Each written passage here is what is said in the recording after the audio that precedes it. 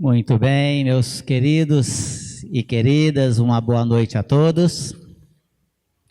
É sempre um prazer e uma alegria muito grande receber cada um de vocês aqui nessa casa abençoada, nessa casa de paz, de amor, de caridade. Aproveitando aqui para cumprimentar também os nossos queridos amigos internautas que estão também nos assistindo pelo YouTube. Nossos estudos são todos filmados e gravados e disponibilizados no nosso site. Então, nós temos muitos amigos, muitos irmãos nossos, aí dos mais longínquos rincões do nosso país e até de fora do nosso país, que sempre acompanham os nossos estudos. Então, a você, meu amigo internauta, o nosso abraço fraterno também. Bom, meus queridos, hoje, como foi colocado para vocês, o nosso estudo aqui, que antecede a nossa palestra, é de perguntas e respostas. O tema é livre, vocês podem fazer as perguntas que quiserem, nós já temos várias aqui que chegaram para nós, de outros dias inclusive, e nós vamos tentar aqui responder a todas elas. Aquelas que não forem possível responder aqui pelo nosso tempo ser muito curto, ficará para uma nova oportunidade, tá certo? Aproveitar aqui para agradecer a presença do Márcio Torres, grande companheiro. E vamos começar aqui com uma pergunta muito interessante, que a pessoa fala o seguinte: sou filha única e eu perdi a minha mãe há quase um ano. Tenho vindo aqui em busca de respostas. Por que isso aconteceu com ela? Eu queria notícias dela. Tenho chorado todos os dias. Às vezes fico com raiva de Deus por ter levado ela tão cedo. Chamo muito por ela, mas vi aqui nos estudos que isso pode prejudicar ela. Mas eu tenho muitas saudades. O que fazer? Olha só, meus queridos. Esse sentimento de perda, quando ela fala assim, né? Eu perdi a minha mãe. Olha só. Vamos começar aqui, minha querida amiga, e para todos nós aqui. Nós não perdemos as pessoas. A gente não perde as pessoas. A gente se separa das pessoas temporariamente. Dia chegará em que todos nós vamos nos reencontrar novamente. Com certeza vamos nos reencontrar. Mais dia, menos dia. Ela fala que a mãe desencarnou, né? Há quase um ano. Eu, por coincidência ou não, né, hoje são dia 2, ontem, aliás, hoje está fazendo exatamente um ano que a minha mãe desencarnou. Hoje, exatamente um ano. Né? Ela foi velada, o corpo dela é velado aqui, exatamente neste salão de convenções. Eu fico até emocionado, porque foi tão lindo, tão sereno, tão belo ali. E aí eu recebi aqui muitas pessoas, amigos, né? Não só parentes, companheiros, e muitos amigos que não eram espíritas. Nós, em função da nossa participação na sociedade aqui, em função das entidades que participamos, vieram muitas pessoas aqui para nos abraçar e dar os seus sentimentos, enfim. E vieram muitas pessoas aqui nesse centro, nesse dia. E alguns ficaram assim um pouco, vou dizer talvez a palavra chocado, de me ver assim tão tranquilo, sorrindo com todo mundo, abraçando todo mundo, né? E aí um deles, que eu tenho uma amizade um pouco mais, sou muito mais, assim, nós somos mais chegados, vamos chamar assim, né? E ele chegou assim: Sérgio, mas assim, como diz, a sua mãe está no caixão, né? E você está tão sereno, tão tranquilo, né? Me explica como é que é isso. Eu disse: ô, meu irmão, olha só. E ele falou assim: você não está sentindo, não? Eu disse: o que é sentir? Sentir o quê? Sentir raiva? Porque ela desencarnou? Né? Sentir desespero? Ficar ali debruçando em cima do caixão, chorando, vai resolver alguma coisa? Né? A minha mãe teve uma vida maravilhosa, ajudou muitas pessoas, a gente tinha um relacionamento fantástico. Então, assim, e ela estava serena, e os amigos espirituais levando ela com toda tranquilidade. Então isso é uma bênção. Ela não sofreu. Ela teve câncer, curou, depois, da noite para o dia, ela piorou num dia e desencarnou no outro. Foi assim, tchup, meu sonho. Eu peço todos os dias que eu durma e não acorde, porque isso é mérito. Às vezes aquela pessoa fica definhando na cama, durante ali, anos e anos a fio sofrimento. Isso é triste. Mas aí ele fala assim: mas você não tem saudades? É claro que eu tenho saudades. É óbvio que eu tenho saudades dela. Saudades, meus queridos, saudade ela sempre vai existir, porque saudade é o amor que fica. Saudade é o amor que fica. Agora, saudade é uma coisa, e resignação é outra coisa. Blasfemar contra Deus, mas tanta gente ruim nesse mundo, por que esse povo não morreu? Tanto político sem vergonha, ladrão, assassino, traficante, e foi levar justo a minha mãezinha. Mas porque já estava na hora dela, já estava no tempo dela, ela já teve a missão dela.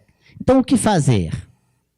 Realmente o choro irresignado, ele prejudica, porque pensamento é matéria, meus queridos, pensamento é tudo. Quando você pensa aqui, você está se ligando ali. Então você pode, sim, entre aspas, se tornar até um obsessor daquele espírito desencarnado.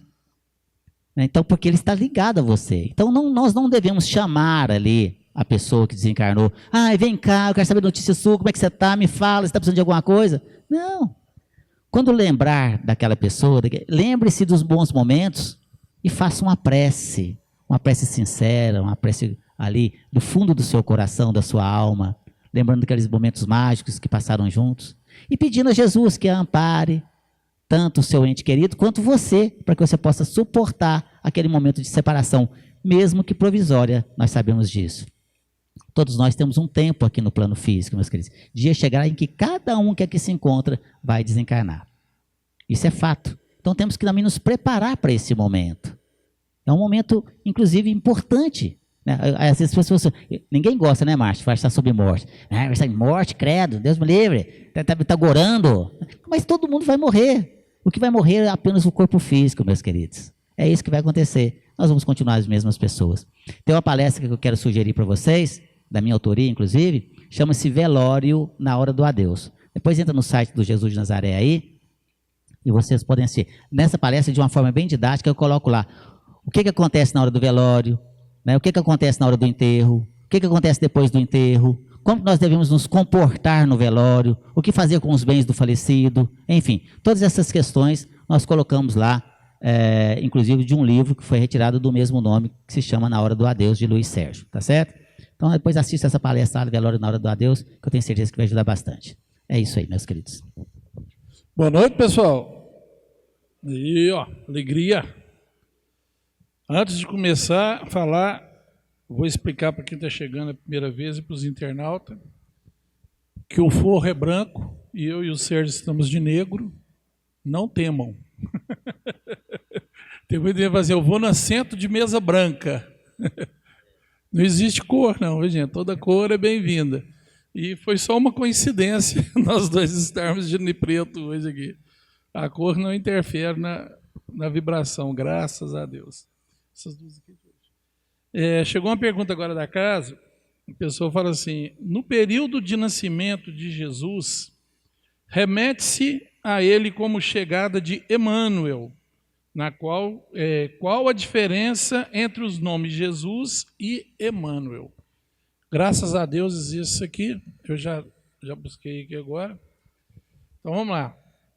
Começar por Jesus. A palavra Jesus deriva do nome hebraico, né, aramaico, na verdade, que era a língua dele lá, não sei se a pronúncia é essa, mas deve ser próximo disso. Yeshua, né, era o nome de Jesus, entre eles lá, Yeshua. E Emmanuel, de acordo com a etimologia da palavra, é derivado da junção das palavras Immanuel, que significa conosco, e El, que significa Deus. Emmanuel pode ser traduzido como Deus está conosco. Tá? Então, não tem nada a ver uma coisa com outra. Pode ser que nas profecias eles falavam que Emmanuel, quando eles falavam Emmanuel, eles falavam Deus está conosco, né? Vai voltar, ele vai vir, né? E veio na presença daquele ser de maior grandeza que tomava conta do planeta Terra, que era Jesus. Jesus não era Deus, né, gente? Eu acho que ninguém mais, todo mundo já sabe disso, né? Aliás, ele era da mesma forma que eu sou, que o Sérgio é, que todos vocês são. Deusinho com D minúsculo. Só que ele era muito, mas muito mais evoluído que nós todos juntos. Né? Era alguns trilhões de anos mais antigo e mais desenvolvido. Tá? Então, na verdade, foi só uma palavra de colocação. Virou nome próprio depois.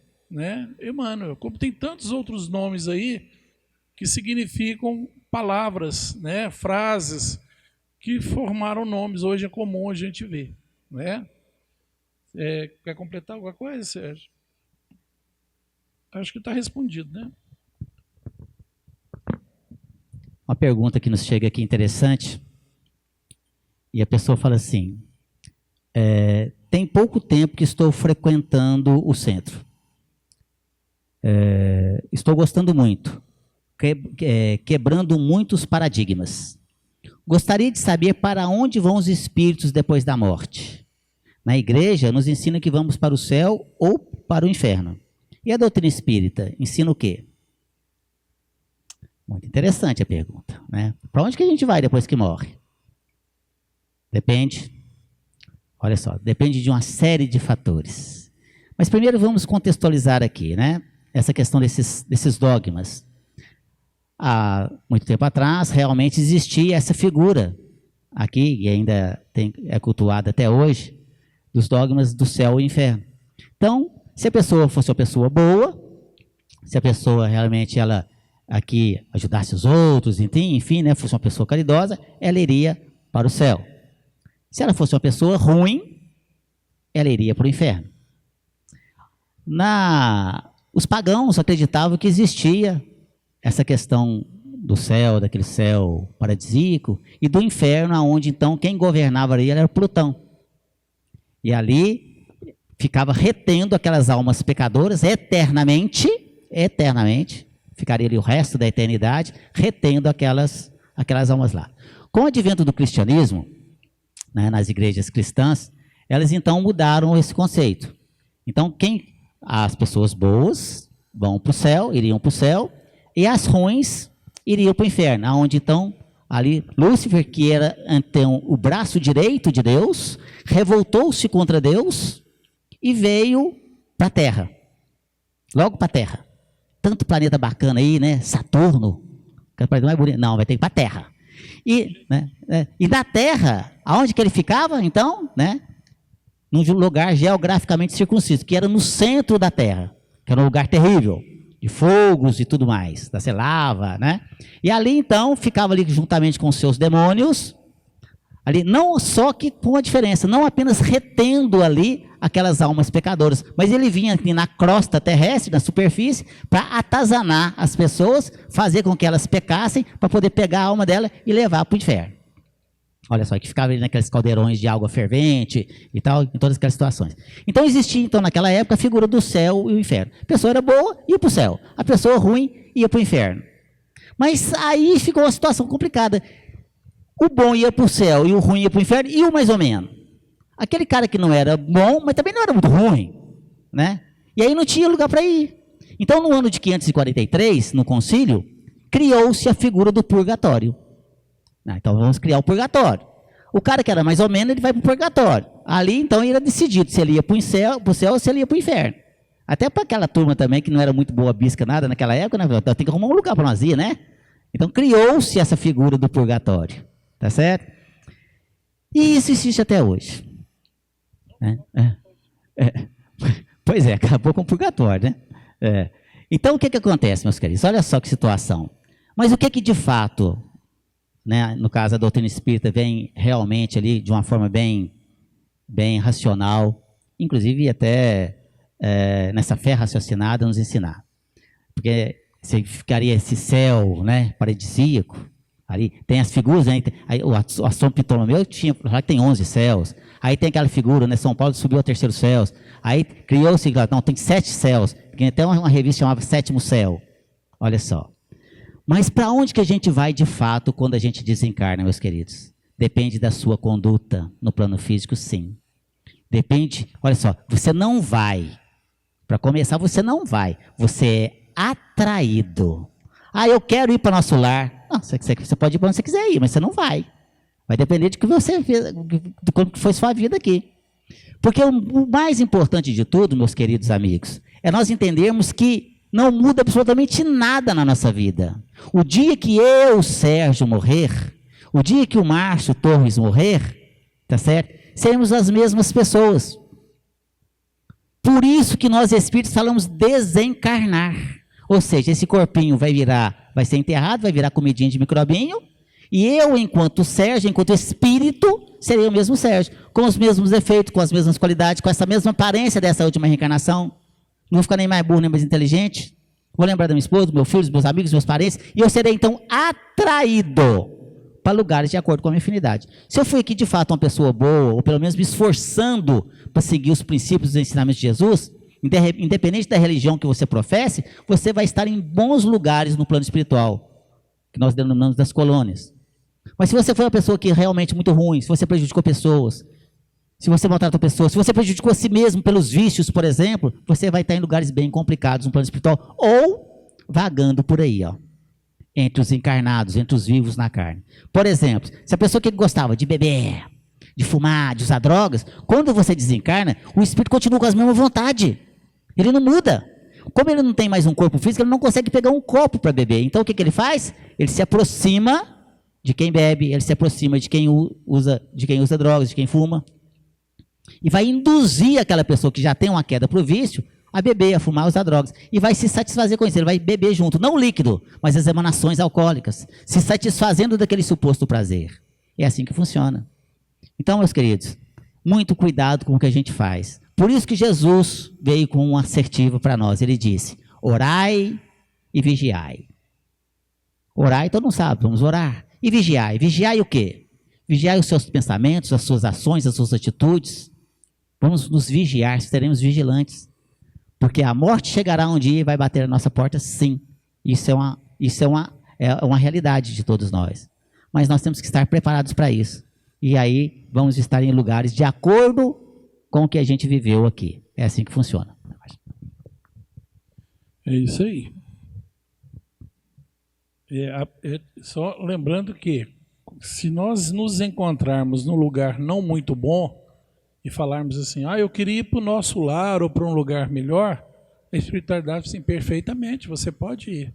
Você reencarna de novo, passa por tudo que você passou de novo, vamos fazer tudo novamente. Se caso você fizer por onde, quem sabe? Quando você retornar de novo, né? Chegou uma pergunta aqui, pessoal, ela é um pouco delicada, e para quem já me conhece sabe que eu sou bem direto, eu não faço rodeios não. Até mesmo porque eu também sou uma pessoa com vários defeitos e problemas. Então, baseado até nas minhas fraquezas, eu vou falar das fraquezas alheias.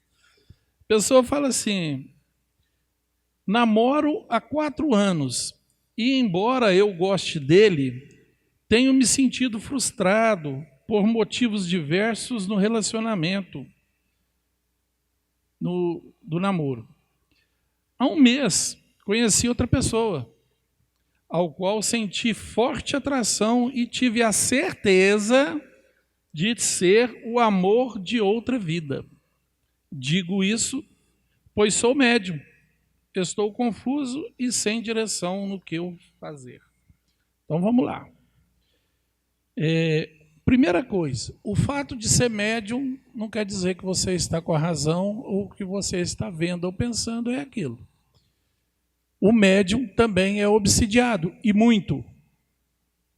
Tá? O fato de você perceber outra pessoa já pode ser até uma influência negativa aí para te tirar do caminho.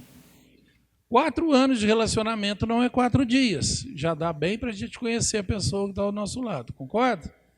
Já é um tempo bom, bem razoável.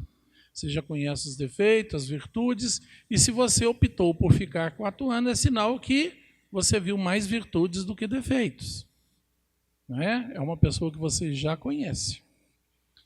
Outro lado que nós temos a olhar. Se você se permitiu aproximar de outra pessoa, é porque existe uma pequena fraqueza moral aí. Porque quando nós estamos num relacionamento, apesar de que nós admiramos a beleza, né? Existem pessoas de todos os naipes de beleza. A gente olha para uma pessoa, acha ela bonita, acha bacana. Mas se eu estou bem no meu relacionamento, eu não vou sentir desejo.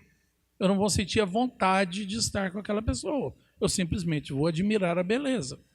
Então, o que te atraiu nessa pessoa? Foi a beleza? Foi a situação financeira? Foi a situação física? Ou foi realmente uma coisa de essência? E como é que foi esse encontro? Como é que você conheceu essa pessoa? Como é que surgiu o assunto? Como é que você levou o assunto até o ponto de você perceber que o seu sentimento por ela estava diferente, se é que está? E o que te garante que isso é de vidas passadas? O que te garante? Só o fato de eu ser médium? Se o fato de ser médium fosse um determinador de escolhas, minha vida seria outra hoje. Te garanto. Sou também, né, Sérgio? O rumo das nossas vidas seriam outros. Porque o livre-arbítrio é nosso. É nosso. Né?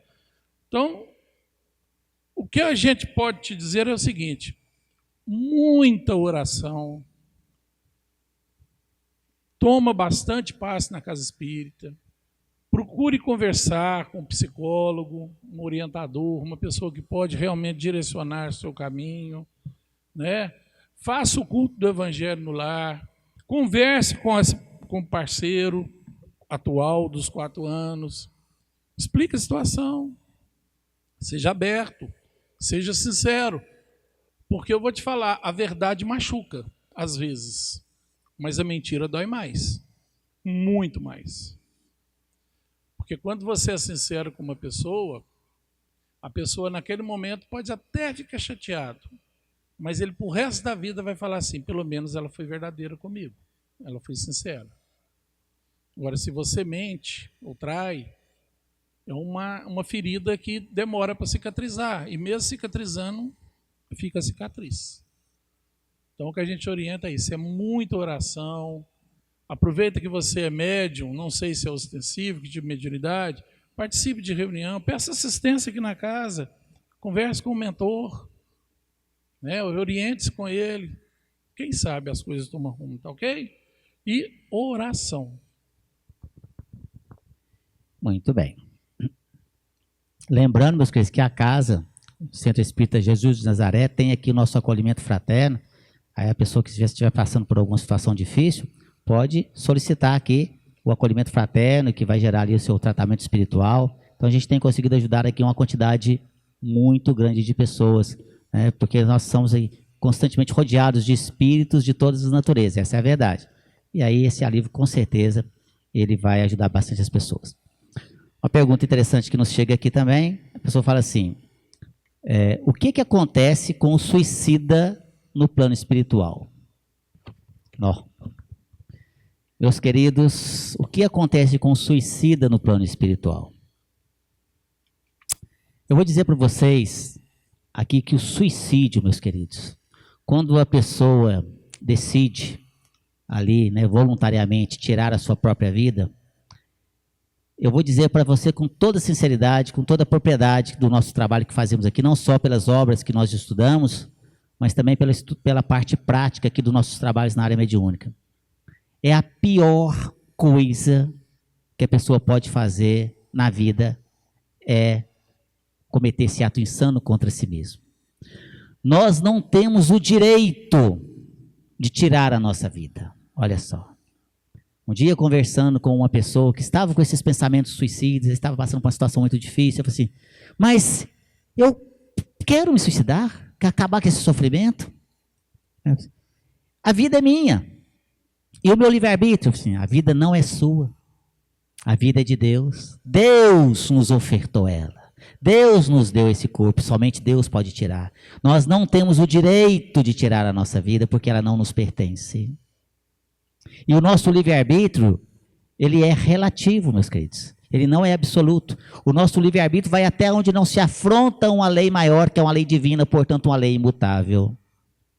Então nós não temos esse direito. E a pessoa que comete esse ato insano, achando ali que vai resolver o seu problema aqui no plano físico, lê do engano. Ele vai estar arrumando um problema, um sofrimento inimaginável para ele. Inimaginável. É muito pior do que vocês imaginam. Nós que trabalhamos na área mediúnica, eu, enquanto orientador, dirigente da reunião mediúnica, quando eu converso com esses espíritos dessa natureza, meus queridos, o sofrimento de um espírito que se suicidou, que quando ele, pela misericórdia divina, chega aqui através dos servos de Maria, porque Maria de Nazaré, olha só, coordena no plano espiritual os resgates a esses nossos irmãos suicidas. Ela coordena tudo. E ali tem aquela quantidade enorme de espíritos, trabalhadores dessa seara, que são trazidos nas reuniões mediúnicas, e que quando nós conversamos, quando eu converso com espíritos dessa natureza, o orientador da reunião mediúnica, ele tem que ser rápido no diálogo, porque o médium sofre muito, porque o espírito que se manifesta ali, às vezes, não raro, muito pelo contrário, aquele que se enforcou, por exemplo, o médium sofre com a corda, o enforcando ali, e ali durante, anos e anos e anos, talvez séculos, depende de cada caso, é um caso.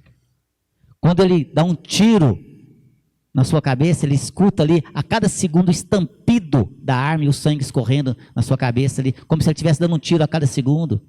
A queda livre, quando se ele atira de um edifício, é como se ele estivesse se pulando daquele edifício a cada segundo. A água passando por sobre o seu corpo quando ele se atira no lago, no rio, enfim. O sofrimento é inimaginável, é muito grande. Tem um livro que chama-se O Martírio de um Suicida e outro livro que chama O País da Luz. Tem o livro Memórias de um Suicida, que fala disso, mas tem esses dois livros, Martírio de um Suicida e País da Luz. Nesses dois livros tem uma passagem de Antero de Quental. Antero de Quental foi um poeta português. E ele se suicidou com 2 tiros no peito em Portugal. Tem uma praça lá que leva o nome dele. Antero de Quental, depois de longos e longos anos de sofrimento no plano espiritual, foi resgatado. E quando ele teve condições de se manifestar na reunião mediúnica, que está nesse livro, ele fala assim, os maiores martírios da terra são doces consolações, se compararmos ao mais suave sofrimento de um suicida. Olha só, meus queridos. Os maiores martírios da terra são doces consolações, se compararmos ao mais suave sofrimento de um suicida. Então, o que acontece com o suicida? Não sei. Eu não sei o que é o sofrimento de um suicida. Eu não tenho palavras aqui no nosso dicionário para descrever sinônimo do que é um sofrimento de um suicida. Porque imagina você aqui agora, meus queridos. Imagina a pior coisa que pode acontecer com você na face da terra. A pior desgraça, a pior tragédia desse mundo. É uma doce consolação. Se você comparar ao mais suave sofrimento de um suicida. Então, aquele que está pensando que minha vida está muito difícil, a minha vida está terrível, eu prefiro suicidar e aí eu volto na próxima, que aí eu dou um jeito. O suicídio jamais, em tempo algum, será uma válvula de escape, será uma porta de saída. Nós estamos aqui, às vezes, a vida nos dá ali aquela situação difícil, dura para passar, de fato.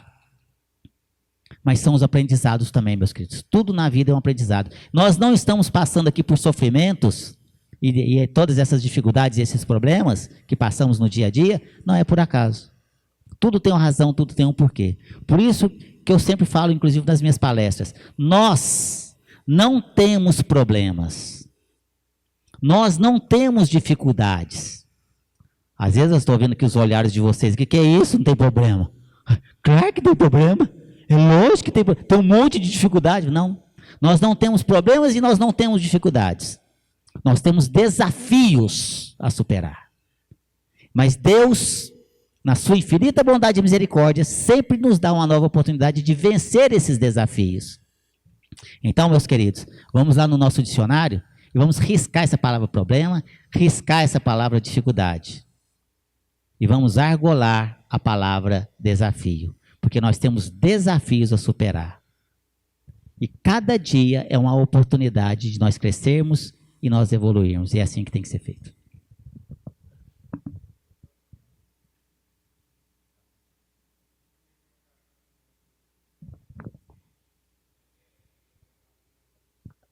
Tem uma pergunta que está sendo verbal, porque está gravando, vou falar para os nossos amigos internautas aqui. Ele está perguntando aqui o suicídio aqui inconsciente.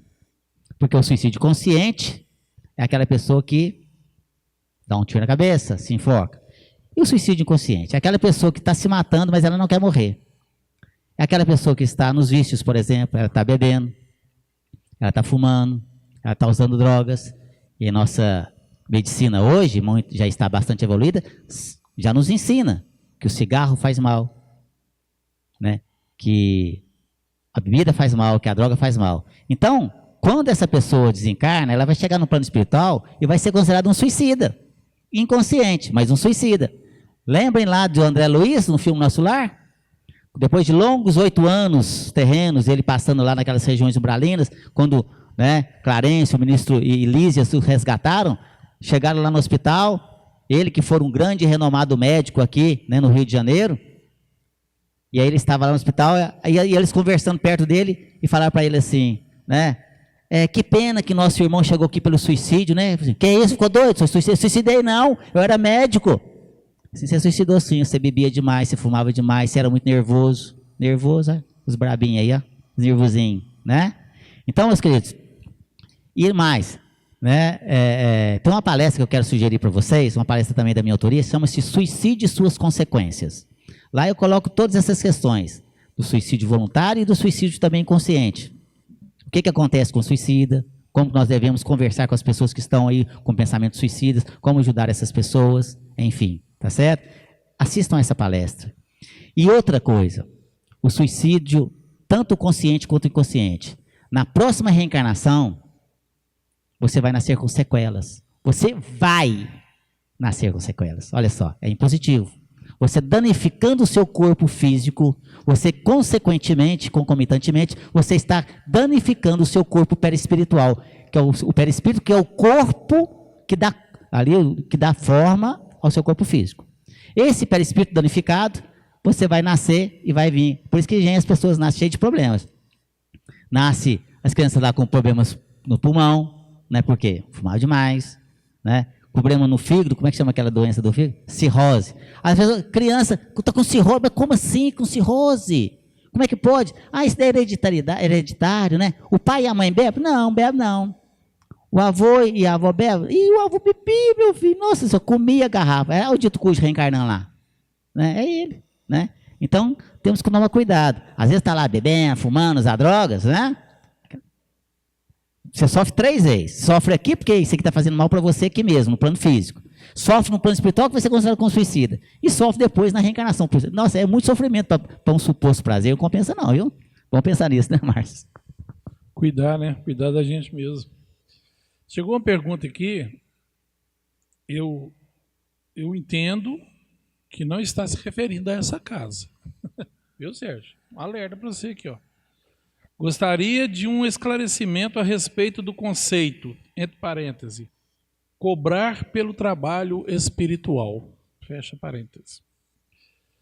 Observo tantos conflitos em relação a doações, valor de atendimento, as obras espíritas que são vendidas. Ao meu ver, é energia de troca. Afinal, toda instituição precisa de verbas, não é? Bom, foi até boa a pergunta, porque a gente tem que esclarecer o seguinte. Casa espírita não se cobra nada. Nada, zero. Tá?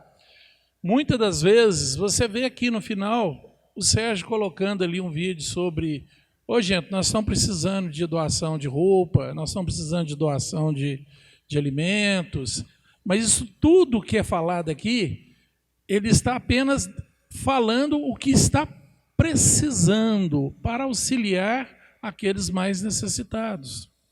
Porque se ele não chegar para você e falar assim, gente, tem umas famílias que nós atendemos, elas passam fome, elas passam necessidade de roupa, elas passam necessidade de auxílio médico. Vocês não vão saber, vai. Vocês não vão adivinhar. Não vai. Né? Muitas das vezes o Arnoldo no final fala assim, olha, hoje vai ter ali um tropeiro que vai ser vendido, alguma coisa. Mas isso não é obrigado. Você não é obrigado a deixar 1 centavo na casa para nada. E mesmo assim, vocês serão atendidos com toda a qualidade e respeito que merecem, como qualquer outra pessoa. Não tem diferença, não tem diferença, não tem distinção. Tá? A casa realmente precisa, e ele sabe disso. Vocês acham que é barato manter uma casa dessa? Desse tamanho? E ele ainda lá vai ampliando para mais 20 e tantas salas, né? 22 salas, porque a demanda de auxílio às pessoas é muito grande. Então, paga luz, paga-se água, né? Paga material de limpeza, para vocês usarem um banheiro todo dia limpinho, cheiroso, tem o papel higiênico, tem a toalha de papel, tem o sabonete. Isso tudo demanda verba de dinheiro. Né? E caso você não saiba, grande parte disso sai porque não é suficiente o que se arrecada de doações voluntárias aqui na casa. É caro manter, tá? Mas o fato daquela pessoa que não pode doar não quer dizer que ela não será atendida. Ela vai ser atendida da mesma forma com quem faz algum tipo de doação. É voluntário. É voluntário. Outra coisa que é bom a gente esclarecer é que todos os trabalhadores, todos, com exceção do faxineiro, eu acho, e talvez o vigia, que toma conta dessa casa, porque infelizmente nós temos alguns irmãos ainda que, né, roubam alguma coisa, eles têm o salário. Mas o resto, todo mundo é voluntário. Ele é voluntário, eu sou voluntário, o Arnoldo é voluntário, o pessoal que vocês vêem trabalhando, voluntários. Todos nós vivemos do nosso trabalho lá fora. Ninguém aqui vive de espiritismo. Nós vivemos para o espiritismo, é diferente. Né? Nós doamos a nossa vida à casa espírita, a causa, nem é a casa, é a causa espírita da divulgação dessa doutrina maravilhosa. Tá? Então, se você for em algum lugar onde te pediu algum valor, por mais que esteja escrito na fachada lá, casa espírita ou centro espírita, não é. Não é. Centro espírita é aquele que segue a codificação kardeciana. Tá? São as obras de Kardec que definem o rumo da doutrina espírita. São elas. Não se cobra nada. E outra coisa, gente, nada material influi no espiritual. O espiritual é que atua na matéria, não é a matéria que atua no espírito. Nós, espíritos, atuamos através da matéria, no plano físico. E também alguma coisa no plano espiritual. Mas não é o contrário, não. Então, você tem que me dar um dinheiro para me acender uma vela, para me fazer uma coisa aqui, para fazer... Não existe isso. Não existe isso. Tá bom? Está respondido? Muito bom. Quero até agregar que essa pergunta foi muito interessante, porque, ratificando o que o Márcio colocou, meus queridos, se você for em algum lugar, qualquer lugar que seja, que te cobrar um centavo sequer, ou te pedir alguma coisa em troca, que seja uma pequenina vela, fuja desse lugar, porque não é um lugar abençoado. Não se cobra absolutamente nada para ajudar as pessoas. Uma casa espírita séria não se cobra para ajudar nada. Né? Todos nós aqui somos voluntários. Ninguém pode cobrar, ninguém cobra absolutamente nada. Né? Nós nem temos vigia, na verdade. Nós só temos uma faxineira aqui para trabalhar meio horário, porque aqui é muito grande realmente. Não é? Mas eu gosto muito de uma palestra do Dr. Roberto Lúcio, diretor-geral do Hospital André Luiz, em Belo Horizonte, que uma vez ele esteve no Congresso de Saúde e Espiritualidade, ele falou o seguinte, que os espíritas, a maioria dos espíritas, acha que quem paga as contas do centro espírita é os espíritos. E não, olha só, mas é engraçado, a gente às vezes não reflete, né? Aqui, tem uma estrutura muito grande aqui, né? Nós estamos construindo mais 22 salas aqui para acolher as pessoas, porque nós temos uma demanda muito grande aqui, nós não estamos tendo salas mais suficientes para poder acolher essas pessoas. Então, eu estou construindo aqui no fundo, aqui, né, com os recursos próprios meus mesmos, para poder doar isso aqui para o centro. A manutenção disso aqui é muito grande mesmo, né? Nós temos aqui diversos banheiros, e água, luz, material de limpeza, e papel higiênico, e papel toalha, e sabonete, e vai por aí afora. E tem que estar tudo arrumadinho para todos vocês que são frequentadores. E a casa, ela funciona 7 dias por semana. Aqui abre todos os dias, 8 horas da manhã, e vai até 10 horas da noite. Todo dia, né? Então, todo dia. Então, a gente tem aqui, é lógico, a gente tem as doações, são voluntárias, é para aquela pessoa que quer, né? Que pode, né, doar alguma coisa para ajudar na manutenção da casa. E tem as doações que a gente pede, de roupas e alimentos para essas famílias. Nós temos hoje uma quantidade enorme. Hoje vocês vão ver aqui, nós tivemos um encontro sábado passado. Foi lindo o encontro, foi maravilhoso. Eu até me emociono aqui, foi fantástico vendo os meninos aqui ganharem aqui o chocolatezinho, ganhando os bombons, né, ganhando o ovinho de Páscoa. Foi fantástico, né? E a gente conseguiu isso através de doadores, né? A Unidas nos doou, né? Uma família Branquinho uniu a família toda lá e fez os ovinhos de Páscoa para essas crianças. Fora isso, nós temos aqui tratamento médico, tem tratamento psicológico, homeopático, assistência jurídica, corte de cabelo, tem uns cursos profissionalizantes, tem a distribuição das cestas básicas, distribuição de roupas, distribuição de móveis, tudo gratuitamente para essas famílias. Isso tem que vir de algum lugar, não é? Então, assim, uma das coisas que às vezes me preocupa aqui é a manutenção realmente desta casa aqui. Então, só para reforçar, de fato, meus queridos, não se cobra absolutamente nada para ajudar as pessoas. As doações, elas são totalmente voluntárias, né? Espontâneas. Acabou o nosso tempo? Ah, que pena. Ainda temos algumas perguntas aqui ainda, vai ficar para a próxima.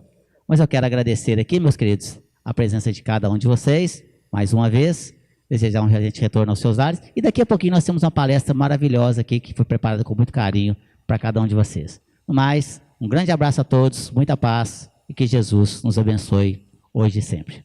Muito obrigado. Uma boa noite a todos, muito obrigado.